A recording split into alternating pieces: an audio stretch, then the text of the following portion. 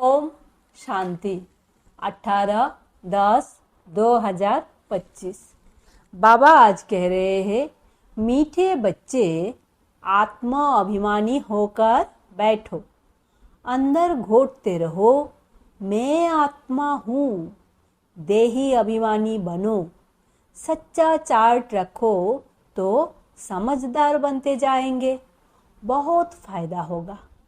प्रश्न है, बेहद के नाटक को समझने वाले बच्चे किस एक लॉ अर्थात नियम को अच्छी रीति समझते हैं? उत्तर है, यह अविनाशी नाटक है। इसमें हर एक पार्टधारी को पार्ट बजाने अपने समय पर आना ही है। कोई कहे हम सदा शांतिधाम में ही बैठ जाए, तो यह लॉ नहीं है, उसे तो पार्टधारी ही नहीं कहेंगे। यह बेहद के बातें बेहद का बाप ही तुम्हें सुनाते हैं। ओम शांति। अपने को आत्मा समझ कर बैठो, देहो अभिमान छोड़ कर बैठो।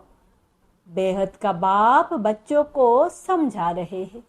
समझाया उनको जाता है जो बेसमझ होते हैं। आत्मा समझती है कि बाप सच कहते हैं, हम आत्मा बेसमझ बन गई है। मैं आत्मा अविनाशी हूँ, शरीर विनाशी है। मैं आत्मा अभिमान छोड़ देहो अभिमान में फंस पड़ा हूँ, तो बेसमझ ठहरे ना। बाप कहते हैं सब बच्चे बेसमझ हो पड़े हैं देहो अभिमान में आकर। फिर तुम बाप द्वारा देही अभिमानी बनते हो तो बिल्कुल समझदार बन जाते हो। कोई तो बन गए हैं, कोई पुरुषार्थ करते रहते हैं। आधा कल्प लगा है बेसमझ बनने में। इस अंतिम जन्म में फिर समझदार बनना है। आधा कल्प से बेसमझ होते होते 100% बेसमझ बन जाते हैं। देहो अभिमान में आकर ड्रामा प्लेन अनुसार तुम गिरते आए हो। अभी तुमको समझ मिली है, फिर भी पुरुषार्थ बहुत करना है, क्योंकि बच्चों में दैवी गुण भी चाहिए। बच्चे जानते हैं हम सर्वगुण संपन्नों, 16 कला संपूर्णों आदि आदि थे। फिर इस समय निर्गुण बन पड़े हैं, कोई भी गुण नहीं रहा है। तुम बच्चों में भी नंबरवार पुरुषार्थ अनुसार इस खेल को समझते हैं। समझते समझते भी कितने वर्ष हो गए हैं, फिर भी जो नए हैं वो अच्छे समझदार बनते जाते हैं।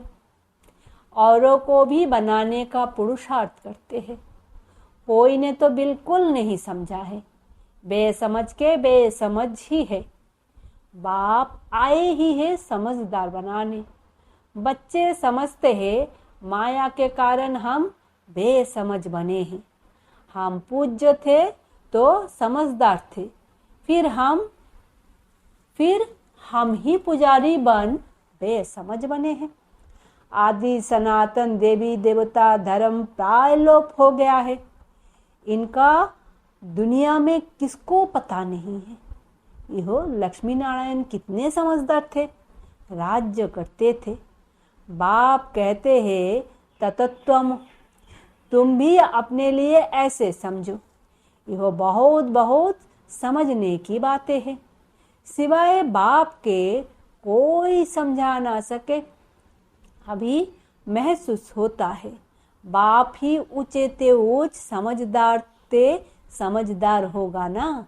एक तो ज्ञान का सागर भी है, सर्वों का सद्गति दाता भी है, पतित पावन भी है। एक की ही महिमा है। इतना ऊंचे ते ऊंच बाप आकर के बच्चे बच्चे कह कैसे अच्छी रीति समझाते हैं। बच्चे अब पावन बनना है, उसके लिए बाप एक ही दवाई देते हैं। कहते हैं योग से तुम भविष्य 21 जन्म निरोगी बन जाएंगे। तुम्हारे सब रोग दुख खत्म हो जाएंगे। तुम मुक्ति धाम में चले जाएंगे। अविनाशी सर्जन के पास एक ही दवाई है, एक ही इंजेक्शन आत्मा को आए लगाते हैं। ऐसे नहीं, कोई मनुष्य बैरिस्टरी भी करेंगे,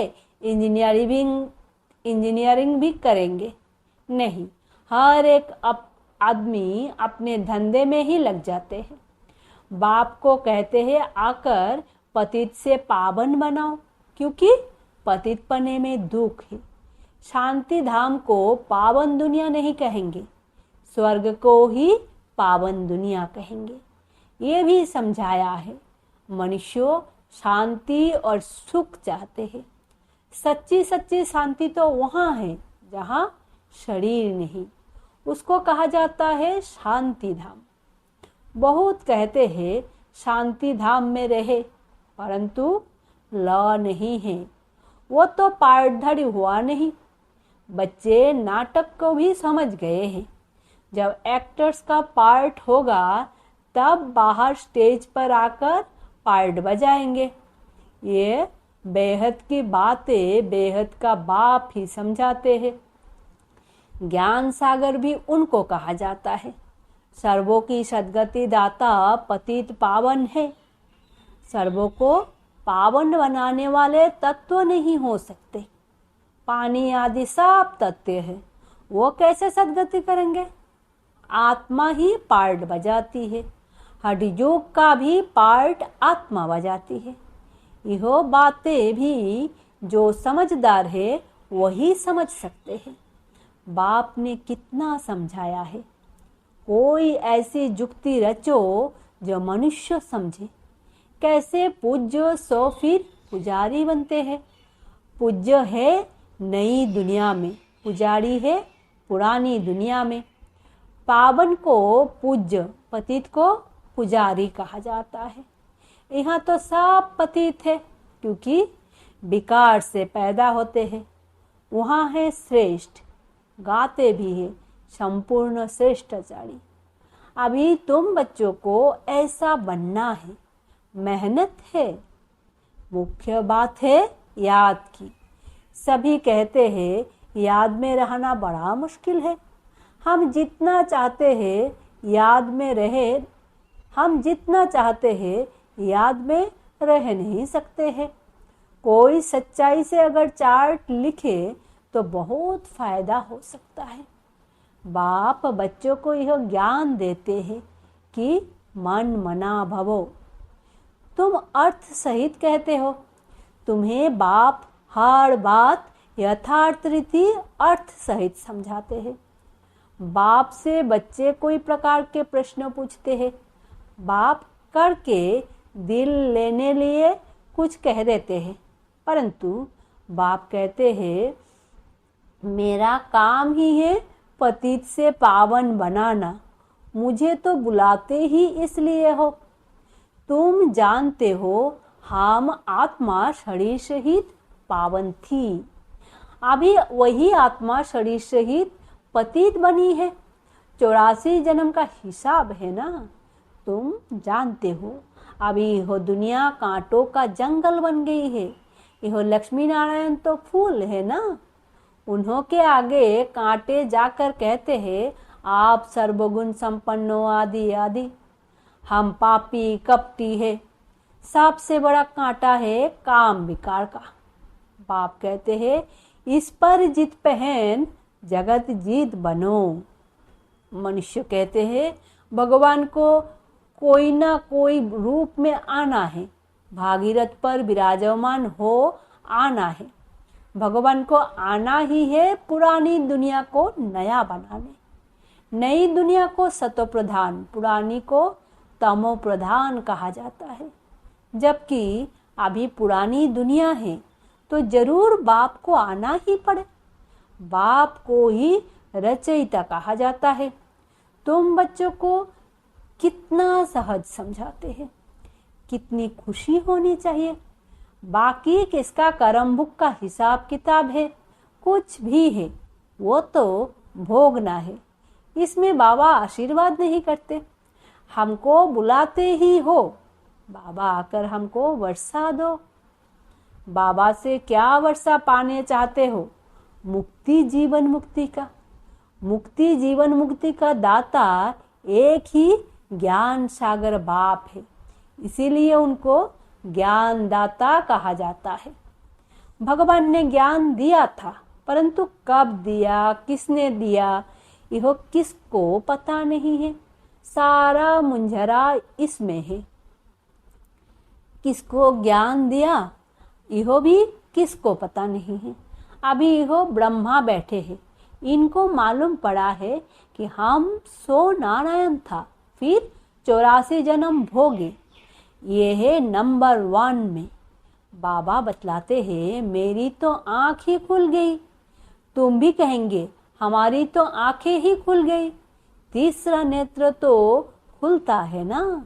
तुम कहेंगे, हमको बाप का सृष्टि चक्र का पूरा ज्ञान मिल गया है। मैं जो हूँ, जैसा हूँ, मेरी आंखें खुल गई है। कितना वंडर है। हम आत्मा फर्स्ट है और फिर हम अपने को देहो समझ बैठे। आत्मा कहती है, हम एक शरीर छोड़ दूसरा लेता हूँ, फिर भी हम अपने को आत्मा भूल देहो अभिमानी बन जाते हैं। इसीलिए अब तुमको पहले पहले यह समझ देता हूँ कि अपने को आत्मा समझ बैठो। अंदर में यह घोटते रहो कि मैं आत्मा हूँ। आत्मा ना समझने से बाप को भूल जाते हो, फील करते हो। बराबर हम घड़ी घड़ी देहो अभिमान में आ जाते हैं। मेहनत करनी है। यहाँ बैठो तो भी आत्मा अभिमानी होकर बैठो। बाप कहते हैं, हम तुम बच्चों को राजाई देने आए हैं। आधा कल्प तुमने हमको याद किया है। कोई भी बात सामने आती है तो कहते हैं हाय राम, परंतु ईश्वर व राम कौन है यह किसको पता नहीं। तुमको सिद्ध करना है। ज्ञान का सागर, पतित पावन, सर्वों का सद्गति दाता, त्रिमूर्ति परमपिता परमात्मा शिव है। ब्रह्मा विष्णु शंकर तीनों का जन्म इकट्ठा है। सिर्फ शिव जयंती नहीं है, परंतु त्रिमूर्ति शिव जयंती है। जरूर जब शिव की जयंती होगी तो ब्रह्मा की भी जयंती होगी। शिव की जयंती मनाते हैं, परंतु ब्रह्मा ने क्या किया? लौकिक, पारलौकिक और ये है अलौकिक बाप। ये है प्रजापिता ब्रह्मा। बाप कहते हैं, नई दुनिया के लिए यह नया ज्ञान अभी तुमको मिलता है, फिर प्राय लोप हो जाता है। जिसको बाप रचता और रचना का ज्ञान नहीं, जिसको बाप रचता और रचना का ज्ञान नहीं, तो अज्ञानी ठहरे ना। अज्ञान नींद में सोए पड़े हैं। ज्ञान से है दिन, भक्ति से है रात। शिवरात्रि का अर्थ भी नहीं जानते, इसीलिए उनकी हॉलीडे भी उड़ा दी है। अभी तुम जानते हो, बाप आते ही है सबकी ज्योत जगाने। तुम यह बत्तियां आदि जगाएंगे, तुम ये बत्तियां आदि जगाएंगे तो समझेंगे इनका कोई बड़ा दिन है। अब तुम जगाते तो हो अर्थ सहित, वो लोग थोड़े ही समझेंगे। तुम्हारे भाषण से पूरा समझ नहीं सकते। अभी सारे विश्व पर रावण का राज्य है। यहाँ तो कितने मनुष्य दुखी है। रिद्धि सिद्धि वाले भी बहुत तंग करते हैं। अखबारों में भी पढ़ता है, इनमें इविल सोल है, बहुत दुख देते हैं। बाबा कहते हैं, इन बातों से तुम्हारा कोई कनेक्शन नहीं। बाप तो सीधी बात बताते हैं, बच्चे तुम मुझे याद करो तो तुम पावन बन जाएंगे, तुम्हारे सब दुख दूर हो जाएंगे। अच्छा, मीठे मीठे सिकी लदे बच्चों प्रति माता पिता बाप दादा का याद प्यार और गुड मॉर्निंग। रूहानी बाप की रूहानी बच्चों को नमस्ते। हम रूहानी बच्चों की रूहानी माता पिता बाप दादा को याद प्यार, गुड मॉर्निंग और नमस्ते। धारणा के लिए मुख्य सार। पहला, यथार्थ रीति बाप को याद करने बा आत्म अभिमानी बनने की मेहनत करनी है। सच्चाई से अपना चार्ट रखना है, इसमें ही बहुत बहुत फायदा है। दूसरा, सबसे बड़ा दुख देने वाला कांटा काम विकार है। इस पर योग बल से विजय प्राप्त कर पतित से पावन बनना है। बाकी किन्हीं भी बातों से तुम्हारा कनेक्शन नहीं। वरदान है, प्रैक्टिकल जीवन द्वारा परमात्मा ज्ञान का प्रूफ देने वाले धर्म युद्ध में विजयी भाव। अभी धर्म युद्धों की स्टेज पर आना है। उस धर्म युद्ध में विजयी बनने का साधन है आपकी प्रैक्टिकल जीवन, क्योंकि परमात्मा ज्ञान का प्रूफ ही प्रैक्टिकल जीवन है। आपकी मूर्त से ज्ञान और गुण प्रैक्टिकल में दिखाई दे, क्योंकि आजकल डिस्कस करने से अपनी मूर्त को सिद्ध नहीं कर सकते, लेकिन अपनी प्रैक्टिकल धारणा मूर्त से 1 सेकंड में किसी को भी शांत करा सकते हो। स्लोगान है, आत्मा को उज्जवल बनाने के लिए परमात्मा स्मृति से मन की उलझनों को समाप्त करो। मातेश्वरी जी की अनमोल महावाक्य। योग से ही मुक्त होने की शक्ति मिलती है। पहले पहले तो आपने को एक मुख्य पॉइंट ख्याल में अवश्य रखनी है। जब इस मनुष्य सृष्टि झार का बीज रूप परमात्मा है, तो उस परमात्मा द्वारा जो नॉलेज प्राप्त हो रही है वह सब मनुष्यों के लिए जरूरी है। सभी धर्म वालों को यह नॉलेज लेने का अधिकार है।